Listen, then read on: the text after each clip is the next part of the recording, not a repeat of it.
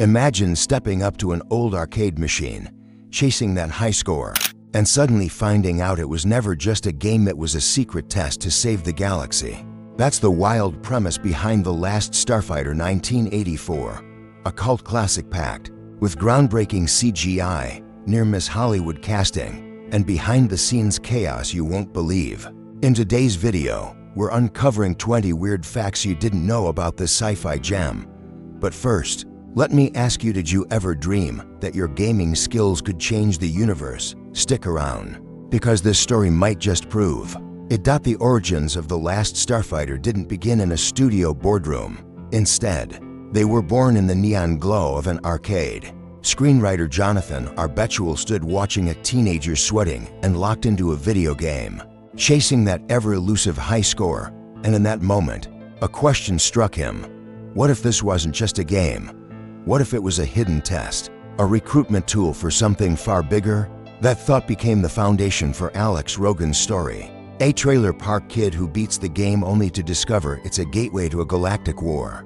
Early drafts of The Last Starfighter painted a very different picture of its young hero. Alex Rogan wasn't always a kid from a rundown trailer park. Originally, he lived in a picture-perfect suburban neighborhood, surrounded by neat lawns and white fences, a world that closely resembled E.T. the extraterrestrial, but universal. Pictures feared audiences would see too much similarity to Steven Spielberg's classic. To make the story stand apart, screenwriter Jonathan Arbetchel reimagined Alex's home as a dusty, working-class trailer park. That single creative change gave the movie its edge. Instead of escaping the comfort of suburbia, Alex was escaping poverty, monotony, and a life that felt stuck. The trailer park also added heart and community neighbors who celebrated his gaming victories and made his leap into the stars feel more extraordinary. Casting was equally complex.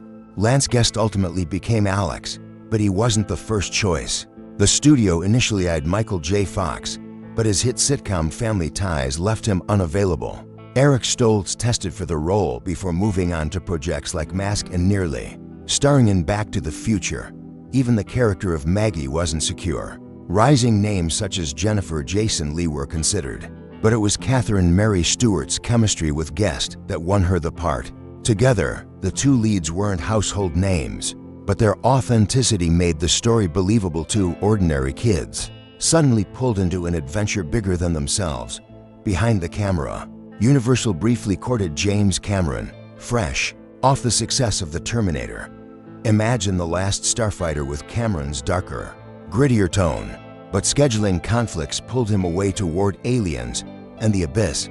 Instead, Nick Castle took the reins, shaping the movie with a lighter, more optimistic spirit. Ironically, Castle was already infamous in another genre, horror. He had played the masked killer Michael Myers in John Carpenter's Halloween.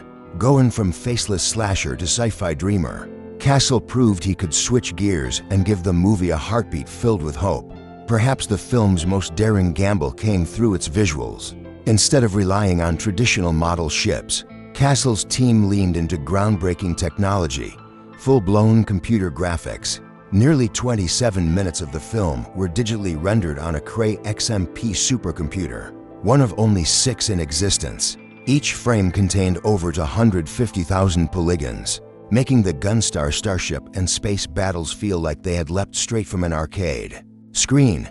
The risk was enormous. The machine crashed repeatedly when rendering the Gunstar's ultimate weapon, the dazzling Death Blossom. Yet against all odds, they pulled it off. That bold decision didn't just set The Last Starfighter apart, it ignited a revolution, paving the way for Jurassic Park, Terminator 2, and the CGI-driven cinema we know today. Not every daring idea made it into The Last Starfighter. One chilling scene featuring the villain Xur was meant to highlight his cruelty by frying a spy's brain with his scepter, shown in disturbing detail. But the sequence was far too graphic for a PG rating, so it was trimmed into little more than a flash of light. The timing was ironic. Just weeks later, the new PG-13 rating was introduced. Had they waited, one of the darkest moments of 80s sci-fi might have stayed intact. Props caused their own frustrations. Centauri's star car looked sleek and futuristic on screen, complete with shiny gull wing doors. But on set it was a nightmare, slow, clunky, and constantly breaking down. Director Nick Castle admitted later that filming with it was more hassle than fun. But those flaws somehow added to the movie's scrappy charm. Robert Preston, beloved from The Music Man, took his final role as Centauri, the fast-talking recruiter who lured Alex into space. His exit in the star car felt like a farewell to cinema itself. Not all cast members got their due. Will Wheaton filmed scenes as Lewis's friend, but most were cut, leaving him as a background blur before his later breakthrough in Stand By Me. Fans longed to play the Starfighter arcade game teased in the credits. Atari built prototypes, but the 1983 video game crash doomed it, leaving only a disappointing NES reskin. The beta unit, meant as a gag, grew into a fan favorite.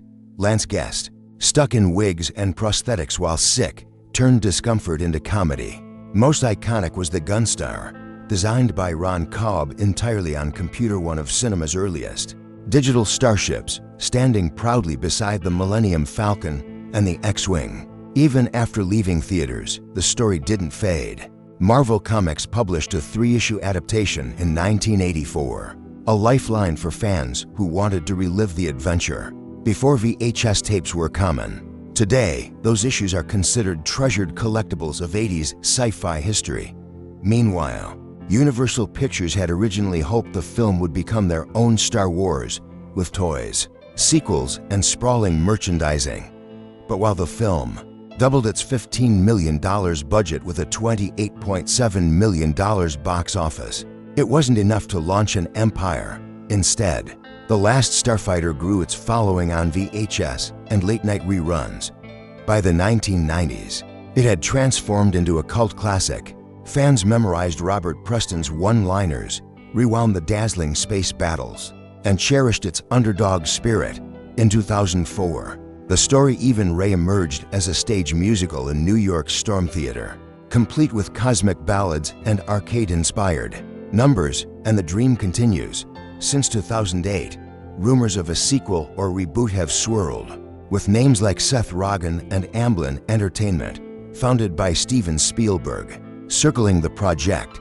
Legal issues stalled progress, but fans never stopped hoping. At its core, The Last Starfighter wasn't about being the next Star Wars.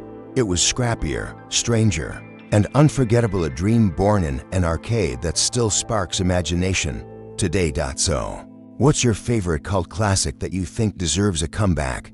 Let us know in the comments.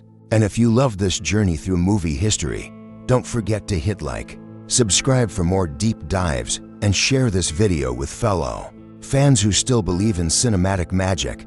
Thanks for watching.